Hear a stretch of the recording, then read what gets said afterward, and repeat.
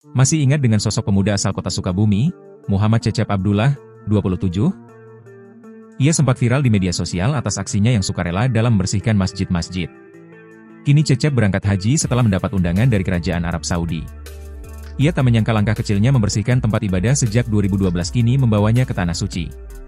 Diketahui, Cecep berkeliling membersihkan tempat wudhu hingga toilet masjid yang kotor dan tak terawat, secara sukarela. Bahkan, Cecep rela menggunakan uang pribadinya untuk membersihkan WC masjid. Aksi ini dia lakukan demi kebaikan dan hobinya dalam menjaga kebersihan dan lingkungan. Cecep memulai rutinitasnya ini saat masih tinggal di Jakarta. Sejak tahun 2018, Cecep menetap di Sukabumi dan terus melanjutkan kebiasaan bersih-bersih masjid seperti yang ia sempat lakukan di Jakarta. Namun, jalannya tak selalu mulus. Cecep kerap mendapat penolakan dari takmir masjid atau pengelola yayasan. Meski begitu, Cecep tidak pernah berkecil hati.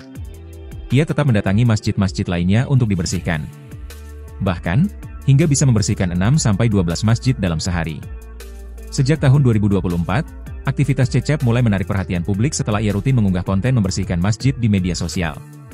Dari sana, perhatian pun mengalir. Mulai dari perusahaan hingga individu dermawan yang memberikan dukungan kepadanya. Keberkahan yang didapatnya tak hanya sampai di situ. Cecep sudah 3 kali menjalani ibadah umrah.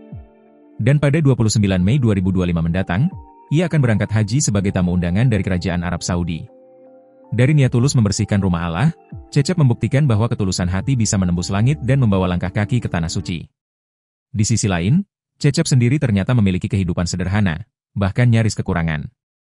Pria asal kota Sukabumi tersebut tinggal di rumah sederhana dengan kondisi yang sudah dipenuhi lubang, bersama istri serta anaknya.